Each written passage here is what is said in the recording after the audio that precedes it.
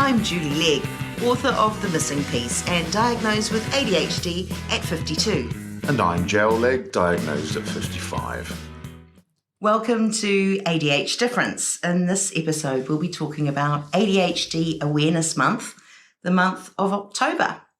Perfect. It's a worldwide awareness campaign, we should say.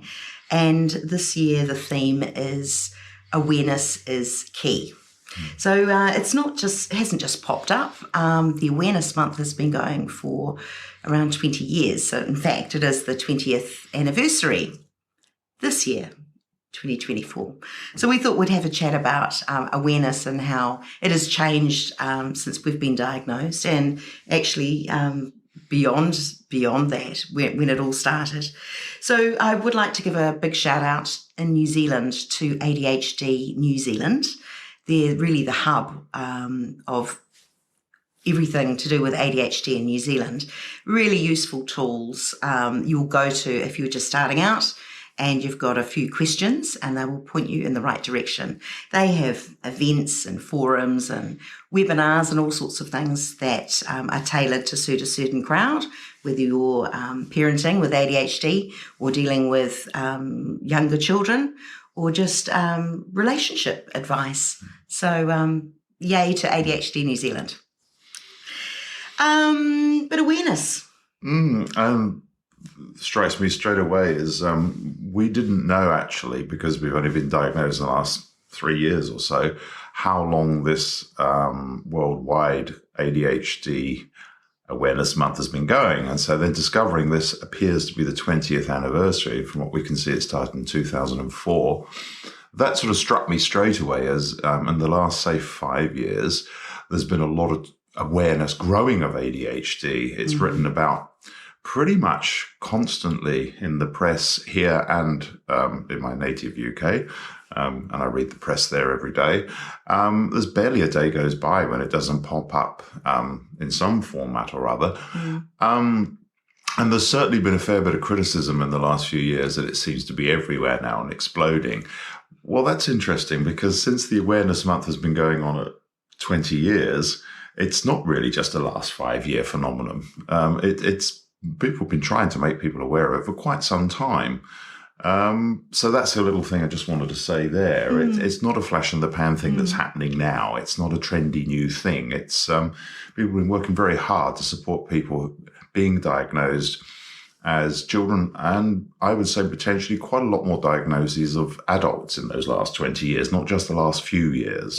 I agree. And also too, with awareness, with these articles that you talk about, whether it's online or in the press or on the TV or snippets, it kind of, ADHD might be a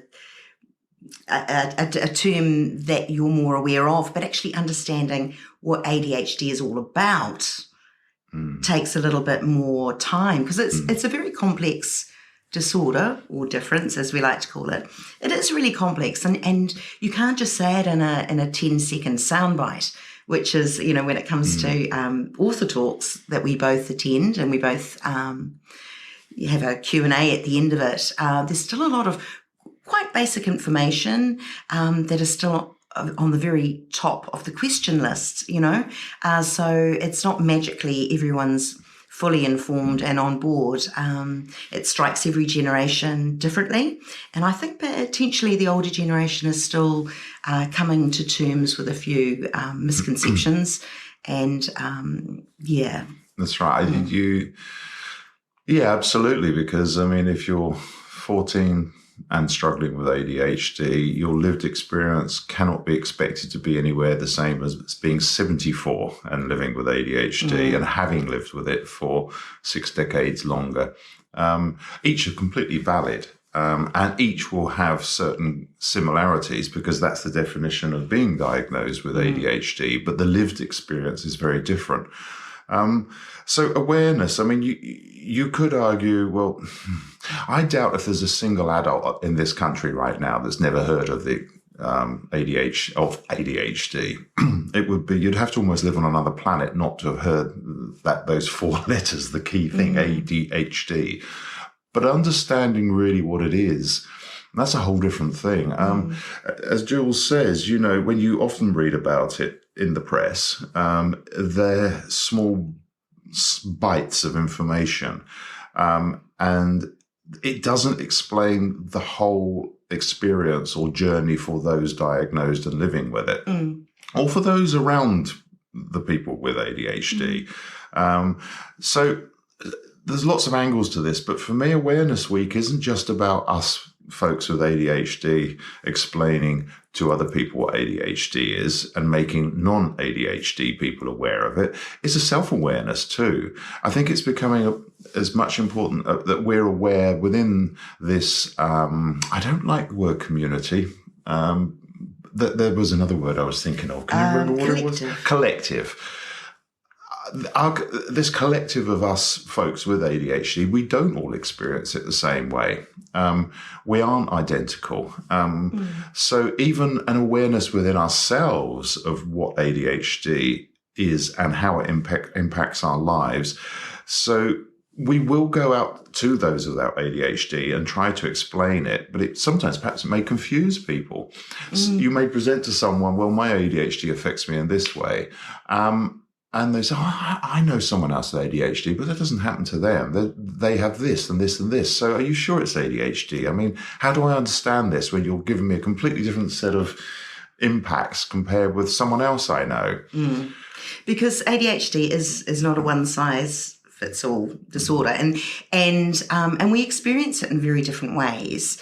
And back to the news snippets. Sometimes it's dramatized, was that the right term, or dramatic, some major impacts, but that's not for everybody. There are a lot of people undiagnosed and diagnosed that go about their day the best that they can, and no one probably knows, and it's one of those things too. We're not suggesting awareness means that you have to disclose it, your diagnosis, to everyone. That's a very personal choice. Or anyone. Yeah. Anyone. Yeah. Yeah, that's the key thing. That this month is not a point at which we are not a collective that all have to stand together and face this enemy. We do not all have some personal responsibility to do our bit and disclose to everyone around us and push this thing called ADHD. It's very much a personal relationship with it. We do share with, we have shared with family and friends. We're very open about it. We share it with you, the world. And if people pass us into our world, acquaintances come and go. If it's appropriate, if the conversation is the right place to go, we're happy to share it too. So we're making people aware. And yes, we advocate for it, but we don't push it on people that aren't interested. Yes. Yeah.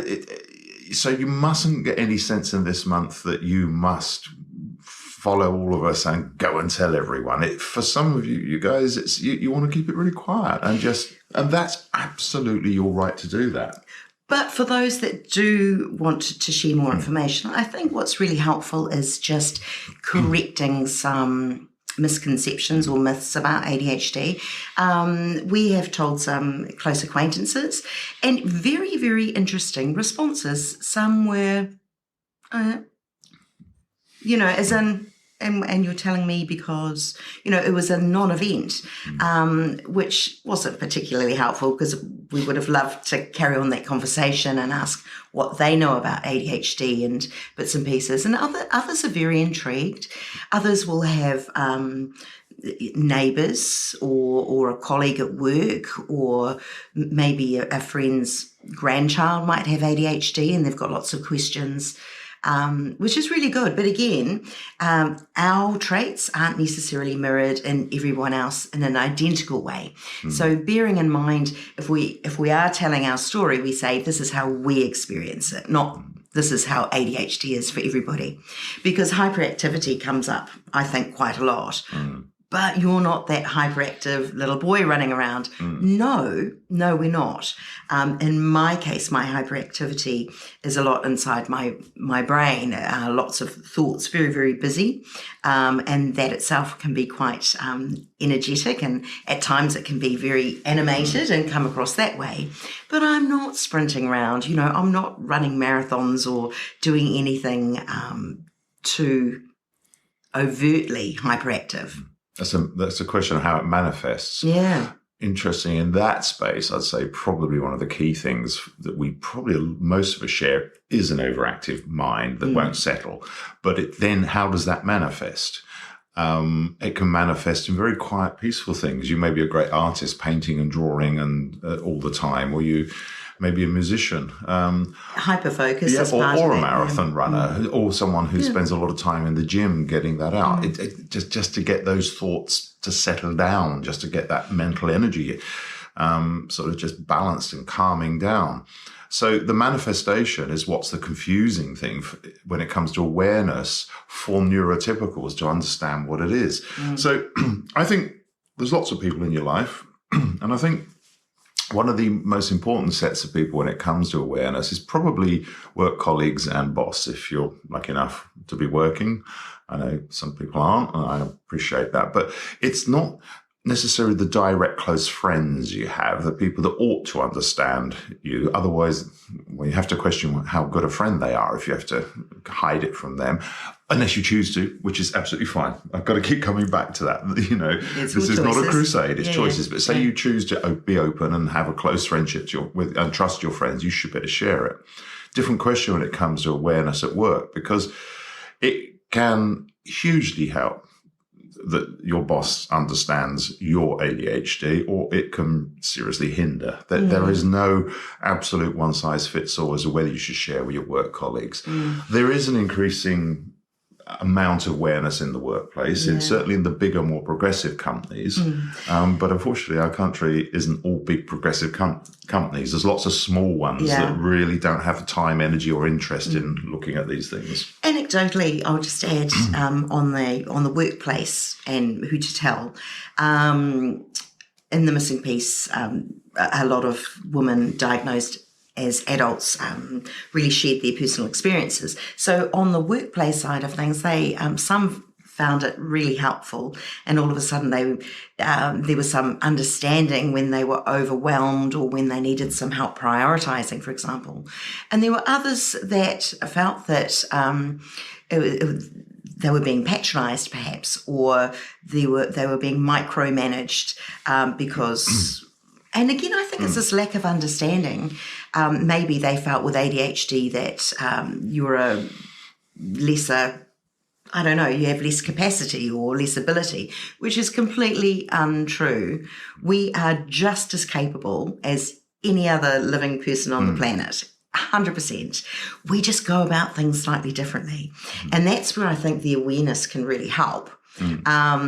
Maybe, doing things our way to achieve a task rather than following the standard narrative, which doesn't quite work for us, or we don't understand why to go the long way when we can take the shortcut, in some situations. So being aware is really cool.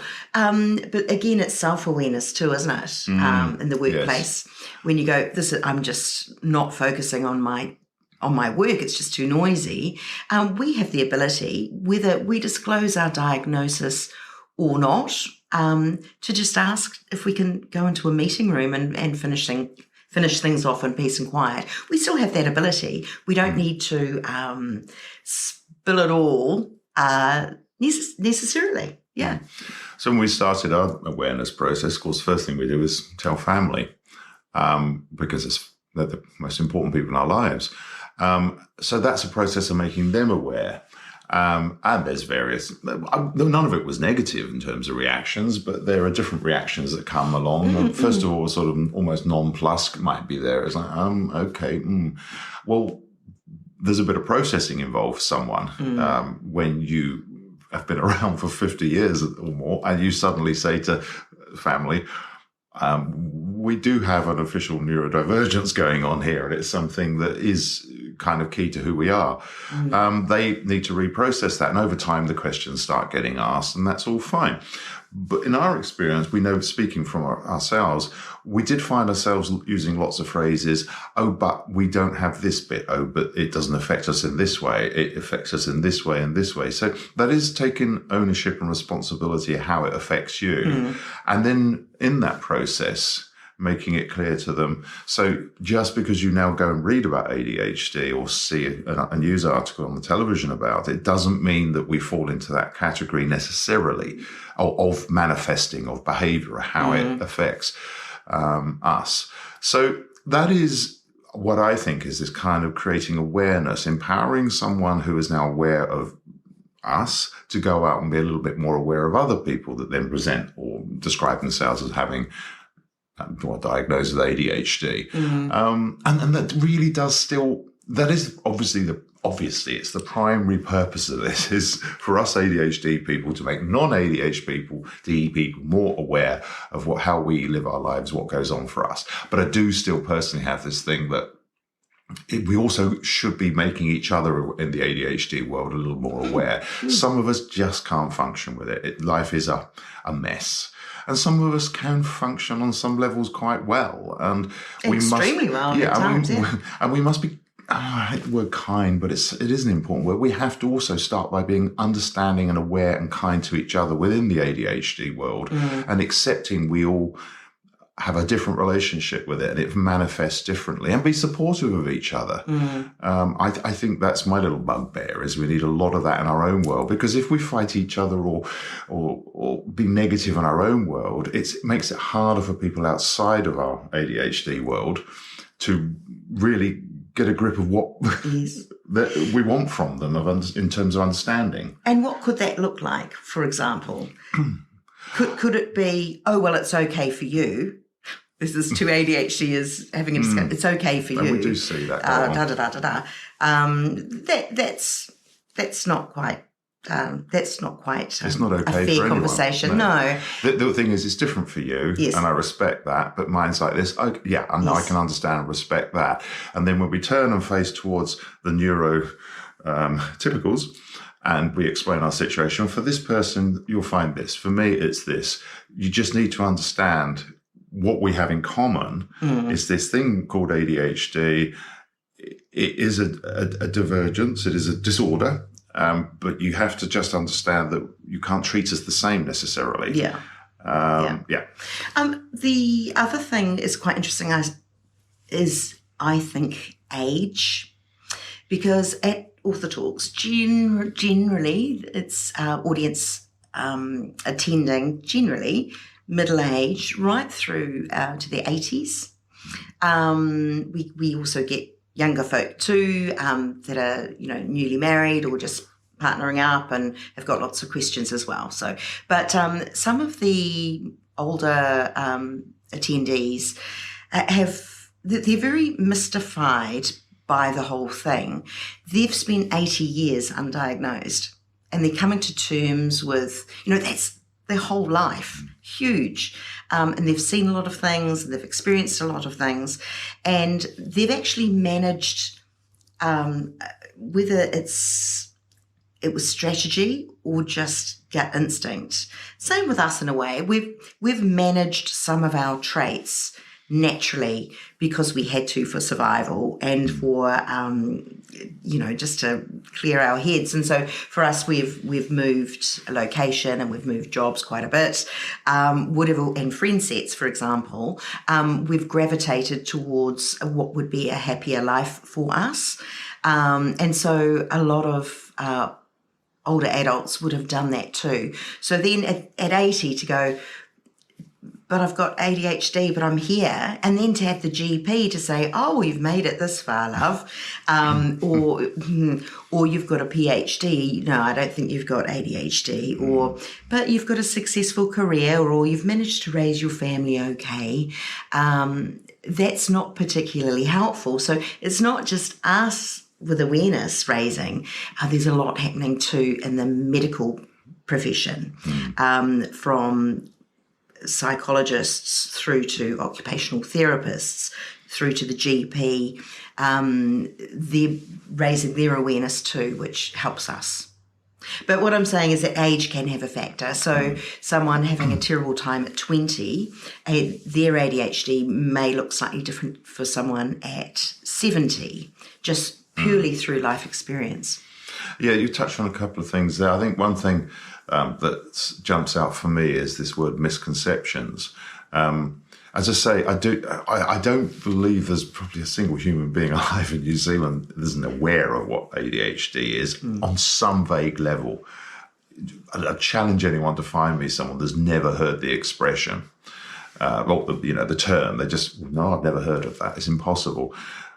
But the misconceptions, they're the things that need tidying up. And perhaps this awareness month, and for 20 years has been doing this, and hopefully we'll go on for another 20 years if necessary. I'll come back to that in a sec. It's like the misconceptions are where the issues and the problems lay. That's where the falsehoods of what it is and and the assumptions and the judgments made because of those misconceptions. So we do have perhaps a shared duty if we're going to talk about it. Even if we don't disclose that we are ADHD ourselves, we can still go into a conversation and say, well, I've read that that's not actually the case. You can input that still without revealing your hand. So that's just an everyday conversation. Two neurotypicals can have that conversation. Someone who is supportive of ADHD or has an ADHD children or partner. That's very important. And go on. Yes. I can tell Julie wants to say something. I was something got me the other day. There are adults who will say, I didn't get child diagnosed, even though the doctor said it probably is ADHD. I didn't want to get them diagnosed because I didn't want them to have a label that might affect their working prospects, or, I didn't want them to be hindered. Now that's it was pointed out that was quite an ableist thing to say, because having ADHD is identifying where there is problems, but it doesn't mean that your life's ruined. There are so many tools and strategies now available. There is medication if that's helpful or required, but it can be really positive change can come about from a diagnosis. It doesn't have to be this label. And I know that there are a lot of people who may be listening that don't like a label. They don't wear it with pride, and they would disagree that there's a sort of a sunny outlook to come. But believe me, it is there. And you've got to be willing to adapt and take on some of these changes because, there is some sunshine out there. Coming back to that wee point I'm going to come back to. Good on you. So we had 20 years of this month. I guess this isn't frivolous. I'm not being frivolous. I guess if we succeed, then it shouldn't have to run for more than another 20 years. We should get to a point where ADHD is just, oh, well, I'm hard of hearing. Oh, well, I'm colorblind. If you're colorblind, okay, well, that doesn't affect anything going on here, or it can affect this. Perhaps you can't be an electrician with a certain, but hang on, it's not just colorblind, full stop. Which colors do you struggle with? Because I've worked with engineers. I was an electronics technician and stroke engineer for many years, where you can imagine all the colors of wires. Colors are really important, but you can work in certain environments. Being colorblind, you just may not be allowed to work where it involves mains electricity, the stuff that's enough to hurt you or kill you. But lots of electronics is really safe. Voltage is very small, and you'd be surprised how much you can work around that. Yeah, if you say I'm colorblind, that's the end of the story, and everyone assumes, oh, okay. There's always still a lot of explaining to go on, but we may get to the point with ADHD where there should be just a general education coming up over the years where the awareness becomes less important. Isn't that the end goal? Yes. We don't. Do we have? Perhaps we have colorblind awareness week. I don't know. Perhaps we have hearing impairment week. Maybe we do. But again, I'd struggle to find a human that didn't understand someone who was hearing impaired, surely. So I don't know, but we've got a way to go yet. We do have a way to go. We do.